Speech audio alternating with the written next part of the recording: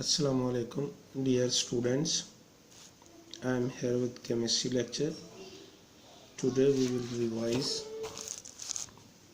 branches of chemistry. Industrial chemistry, the branch of chemistry that deals with the manufacturing of chemical compounds on commercial scale, is called industrial chemistry. It deals with the manufacturing of basic chemicals such as oxygen, chlorine, ammonia, caustic soda, nitric acid and sulfuric acid.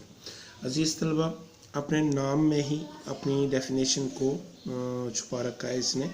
Industrial chemistry यानी वो तमाम chemical reactions जिनकी बुनियाद पर किसी भी industry में कोई भी काम सर अंजाम दिया जाता है उसे हम इंडस्ट्रियल केमिस्ट्री। जिस तरीके से हम देखते हैं ये कपड़ों वगैरह को डाई करना, इसी तरीके से ऑक्सीजन का बनाना, अमोनिया, ये तमाम केमिकल्स हैं। जितने भी एसिड्स बनते हैं, जितनी भी बेसिस बनती हैं, ये सब के सब इनका ताल्लुक क्योंकि केमिकल रिएक्शन से है और ये केमिस्ट्री का टॉपिक है, तो इसलिए हम इनको इंडस्ट्री में केमिकल रिएक्शंस का स्टडी करना, वो केमिकल रिएक्शंस जो कि इंडस्ट्री में चीज़ों की मैन्युफैक्चरिंग में काम आते हैं, उनको हम इंडस्ट्रियल केमिस्ट्री कहते हैं। नेक्स्ट है nuclear chemistry. Nuclear chemistry branch of chemistry that deals with the radio activity nuclear process and the properties. The main concern of this branch is the atomic energy that is used in daily life.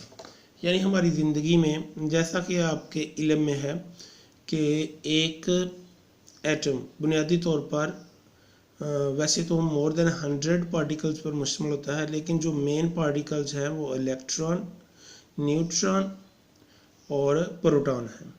इनमें से जो electron है वो वाहिद particle है that revolves around the nucleus, और nucleus के अंदर जो न्यूक्लियॉन्स हैं, जो पार्टिकल्स हैं, वो प्रोटॉन और न्यूट्रॉन हैं।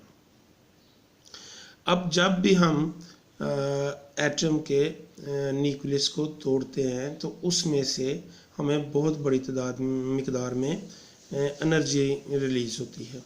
अब इस एनर्जी को हम कंट्रोल करके अपने मुख्तलिफ प्रोसेस में इस्तेमाल करते हैं, जिनमें हम बिजली को भी जनरेट करते हैं। इसी तरीके से मेडिकल ट्रीटमेंट में, रेडियोथेरेपी में भी इसका इस्तेमाल किया जाता है। ये तमाम चीज़ें जिनका ताल्लुक एटम के न्यूक्लियस से है, उससे हासिल होने वाली तवानाई से है, उसकी स्टडी हम न्यूक्लियर केमिस्ट्री में करते हैं। यहाँ से लेकर यहाँ तक है। फिर उसके बाद it has a vast application in medical treatment, radiotherapy, preservation of food and generation of electric power through nuclear reactors.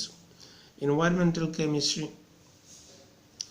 it is the branch of chemistry in which we study about components of the environment and the effect of human activities on these environment. Environmental chemistry, इसमें हम बहुत सी ब्रांचों का जिक्र करते हैं। देखें, हमारी environment जो है हमारी सराउंडिंग्स पर मुश्तमिल होती है। अब देखें, उसके अंदर हमारी ज़मीन, पानी, हवा, ये सब चीज़ें रेलिवेंट हैं। जब हम इन चीज़ों का जिक्र करते हैं, ज़मीन, पानी, हवा, तो इनसे फैज़याब होने वाली तमाम ब्रांच, जिस तरह में बायोलॉजी है जिसमें प्लांट लाइफ भी है और एनिमल लाइफ भी है, वो भी मुतासर होती है। जब हम इन सब चीज़ों का जिक्र करते हैं जो कि हमारी इन्वायरमेंट पर असरअंदाज होती हैं, तो उसको हम क्या बोलते हैं? Environmental chemistry.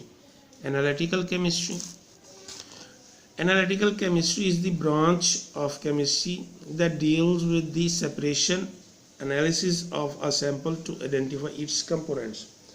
जब हम एनालिटिकल केमिस्ट्री की बात करते हैं तो बुनियादी तौर पर वो एनालिसिस होता है। एनालिसिस जब भी हम किसी चीज़ का करते हैं तो उसके लिए हम उसके उस सैंपल को आइडेंटिफाई करते हैं। जैसे लेट्स सी, हमारे पास ये एक पॉइंटर है। अगर हम इसका एनालिसिस करना चाहें तो हम देखेंगे कि इसके आगे यहाँ पर एक टिप लगी हुई है।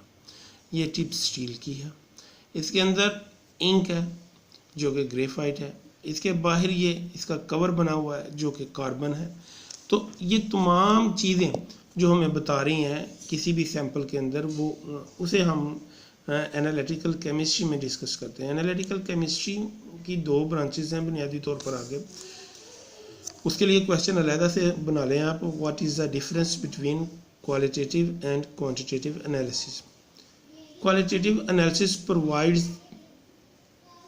provides the identity of a substance. अभी मैंने आपको बताया है कि ये एक पॉइंटर है, इसके अंदर जो जो चीज़ें हैं, यानी कार्बन है, ग्रेफाइट वो भी कार्बन की टाइप है लेकिन इंक के तौर पर इस्तेमाल हो रही है, और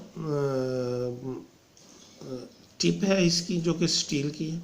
जब हम इन चीज़ों को कि कौन कौन सी चीज़ें इस्तेमाल हो रही हैं तो उसको हम जब डिस्कस करते हैं तो ये क्वालिटेटिव एनालिसिस है।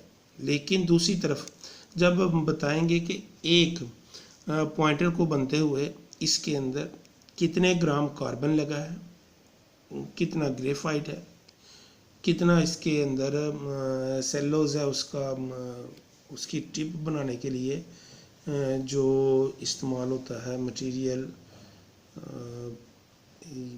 कॉटन का, वो कितना इस्तेमाल हुआ है, और लास्ट के ऊपर इसके अंदर जो स्टील है वो कितना इस्तेमाल हुआ। जब हम उनको उनकी क्वांटिटी के लिहाज से डिस्कस करेंगे तो इस एनालिसिस को हम क्वांटिटेटिव एनालिसिस बोलते हैं। यहाँ से लेके बेटा ये सैंपल्स तक है, इन चीज़ों को आपने याद करना है और अपनी कॉपी पे लिखना है।